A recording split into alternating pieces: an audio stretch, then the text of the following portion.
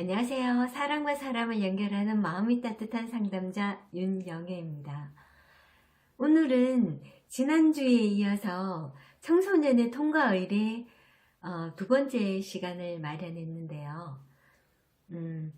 제가 만나고 있는 청소년들은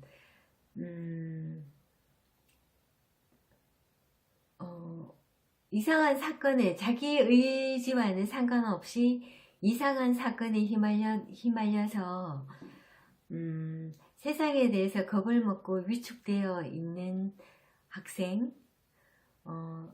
어떤 아이들은 왕따 경험으로 그 복수심에 불타서 그 자신을 몰아붙이면서 세상에 대한 어떤 원망감에 쌓여 있는 학생, 또는 뭐 친구를 때렸거나 또 그 학교 폭력을 당한 아이들, 그런데 그 친구를 때린 아이들 같은 경우에는 자신이 무슨 짓을 했는지, 왜 그런 행동까지 했는지 모르겠다고 하는 아이들도 있습니다.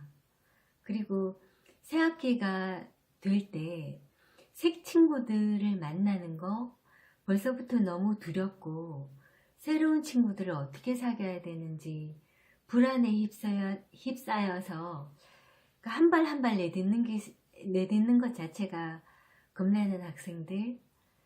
그러니까 아이들을 보면서 어떤 아이들은 어떤 누구도 자기를 이해해주지 못한다라고 생각하는, 그러니까 외로움과 소외감에 힘겨워하는 아이들, 굉장히 다양한 아이들을 만나고 있습니다.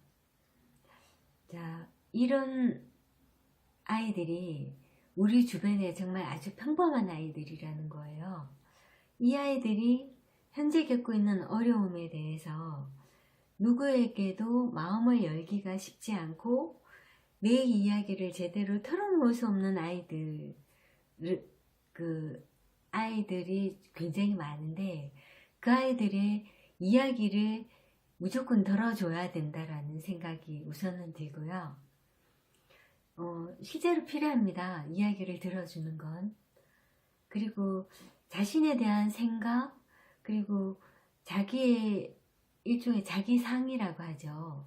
자기상이 어떻게 형성되어 있고, 그리고 자신을 어떻게 바라보는지 이해하는 시간들을 가지면서 내면의 자신을 조금씩 이해하게 도와주는 게 저희들 상담자들이 하고 있는 역할들인데요.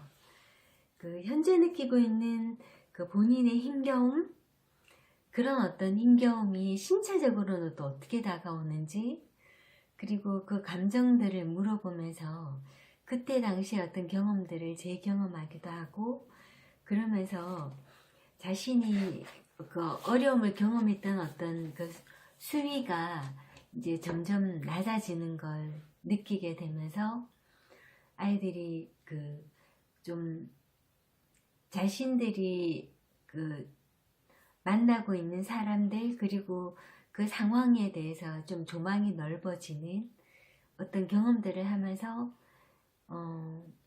이해받고, 그리고 다른 이해받는다는 느낌이 아이들에게는 굉장히 크다고 하는데요. 그런 아이들에게 다가가는 것이 우리 어른들이 해야 될 몫이라고 생각이 됩니다. 이런 이야기들을 나누는 가운데 아이들이 힘겨운 통과 의례를 지금 현재 치르고 있는 것이라는 거, 그 통과 의례 과정 중이라는 이야기를 해주기도 하고요. 그리고 잘 버티고 잘 극복하고 있다고 지지해주고 또 격려해주는 것들을 하게 되는데요. 상담자가 무엇보다 청소년들의 힘겨움을 바라보고, 또 그 과정이 청소년들의 어떤 통과 의례를 이해하고 있다면 좀 더 폭넓은 이해와 관심으로 아이들을 만날 수 있겠다라는 생각이 듭니다. 지난주에 우리가 통과 의례가 어떤 역할들을 하는지에 대해서 이야기를 나눴는데요. 오늘은 그 호랑이가 진행하는 통과 의뢰에 대해서 조금 더 구체적으로 이야기를 나눠볼게요. 그 이야기는 지난번에 제가 말씀드렸는데 고혜경 작가님이 쓰신 선녀는 왜 나무꾼을 떠났을까 라는 책에 나오는 햇님 달린 이야기 편입니다. 자, 여기에 보면 호랑이가 진행하는 통과 의뢰에 대해서 이야기가 나오는데요. 잠시만요. 햇님 달림 이야기에서 호랑이가 보여주는 아주 두드러지는 특징이 있습니다. 그러니까 먹어도 채워지지 않는 식욕인데요. 어머니가 잔치집에서 가지고 오는 떡을 빼앗아 먹고 그것도 배가 차지 않아서 어머니를 잡아먹고 그리고 그것으로도 성이 안 차서 오누이를 잡아먹으려고 이 오두막집으로 찾아오잖아요. 그러니까 그 호랑이의 그 끝없는 식욕은 사실은 인간의 욕망에 대한 어떤 의인화라고 하는데요. 그러니까 그 영원히 줄인 배로 뭐든지 닥치는 대로 치우고 먹어도 배가 차지 않는 이런 상태. 그러니까 이 문제가 사실은 그 무엇으로 어떻게 채워야 하는지 왜 배가 고픈지 모르기 때문에 아무리 먹어도 배는 영원히 채워지지 않는다고 합니다. 그리고 또 다른 그 호랑이의 특성이라고 한다면 거짓말, 술수, 위장에 능한 음흉함의 소유자라는 건데요. 동시에 우둔하고 어리석기도 하죠. 자, 호랑이가 드러내는 우둔함과 강교함은 아주 상반되는 특질이라고 할 수 있는데 이런 그 한 인물 안에 공존하기 어려워 보이는 이런 어떤 특성을 신화나 옛 이야기에서 자주 등장하는 상반된 특질을 가진 원형을 트릭스터라고 합니다. 이 트릭스터들이 하는 역할은 그 한 사람 어찌 보면 상반되는 이 특질 중에 하나가 그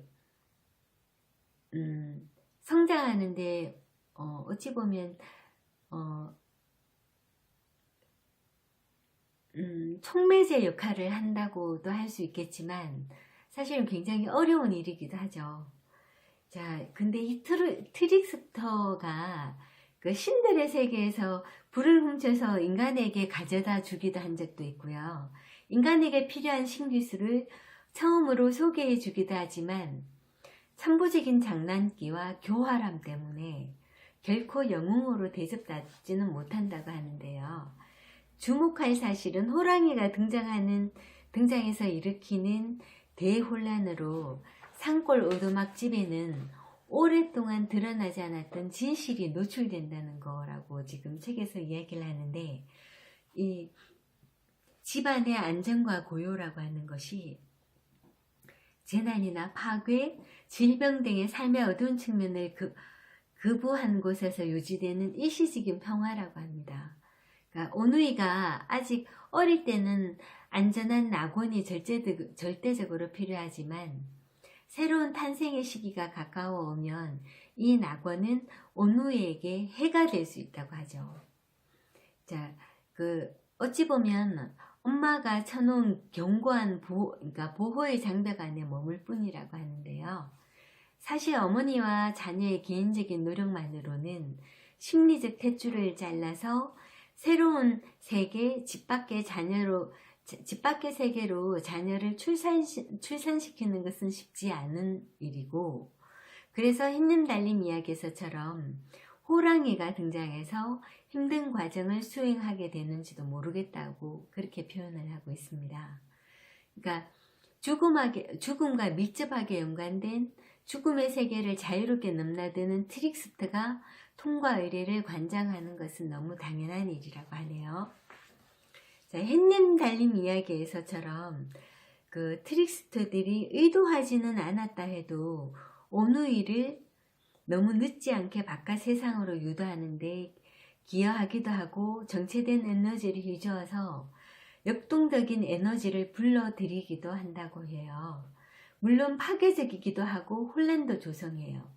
호랑이에 의해서 무의식적인 통과 의례가 진행되지 않도록 용광로 같이 파괴적일 수 있는 에너지를 안전하게 활성화시키는 것이 바로 의식적인 통과 의례, 우리가 지난주에도 말씀드렸던 전통적인 통과 의례처럼 그 부족이나 어른들이 그런 어떤 통과 의례를 관장하면서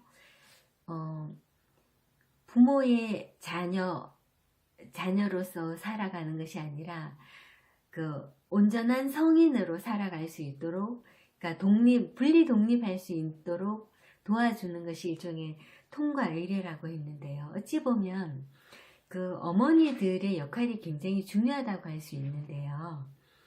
그 자녀가 성인이 되어도 정신적 탯줄이 달려지지 않아서 고통받는 어머니와 아들, 어머니와 딸들을 자주 상담 장면에서 만나게 되는 게 사실 우리 상담 장면에서 많이 보는 사람들입니다. 그렇게 보면 그 부모로부터 독립하고자 하는 아이들 이전에 자라면서 우리 아이들이 어찌 보면 부모의 기대, 부모의 욕구에 맞춰서 사느라 사실 아이들이 자신으로서, 그러니까 온전한 자기로 살아본 적이 없고 자기의 주장을 온전히 펼치는 아이들이 그렇게 많지는 않게 자라는 아이들이 많았던 것 같아요.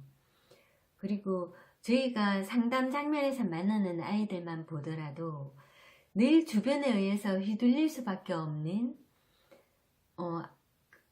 그러니까 자기로 살아보지 못했기 때문에 주변 상황에 따라서 늘 휘둘리게 되고, 또 그 아이들이 자신의 소리를 낼 수 있도록 부모님이 사실은 도와주셔야 되는데 부모님들이 그것을 막고 있는 경우가 많아요.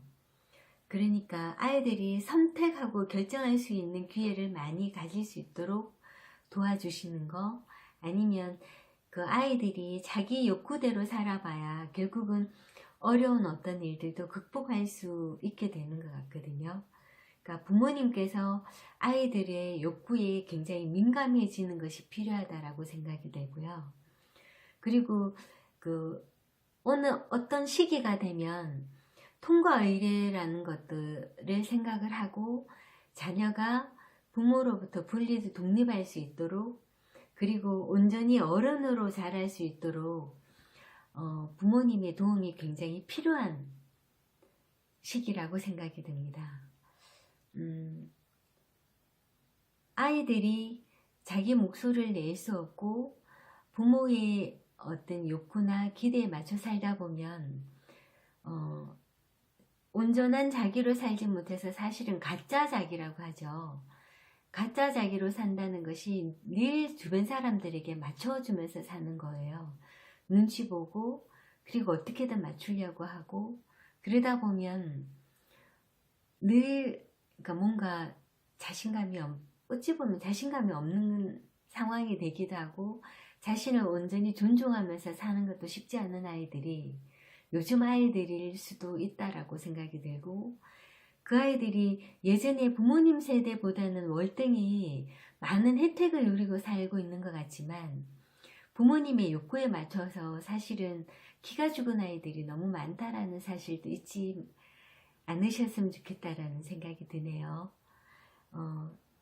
부모님들이 좀 깨어있을 필요가 있다라고 생각이 들고, 부모님의 욕구를 좀 내려놓고 아이들의 어떤 욕구에 귀 기울이고 눈높이를 맞춰주시는 거 꼭 필요한 부분인 것 같습니다. 오늘 이야기가 여러분들에게 조금이라도 좀 도움이 됐으면 좋겠네요. 저는 지금 그 모래놀이 상담 또는 그 상징과 관련된 이야기들을 계속 제가 좀 하고 있었는데요. 기회가 된다면 조금 더 그 모래놀이를 보는 데 있어서 또는 상담을 하는 데 있어서, 그리고 부모님이나 어른들이 아이들을 바라볼 때 조금이라도 도움이 될 수 있는 영상을 준비할 수 있도록 노력하겠습니다. 좋아요, 댓글 달아주시면 감사하겠고요. 다음에 다시 준비를 해서 여러분들을 만날 수 있도록 하겠습니다. 한 주간 건강하게 지내시고요. 힘내세요. 감사합니다.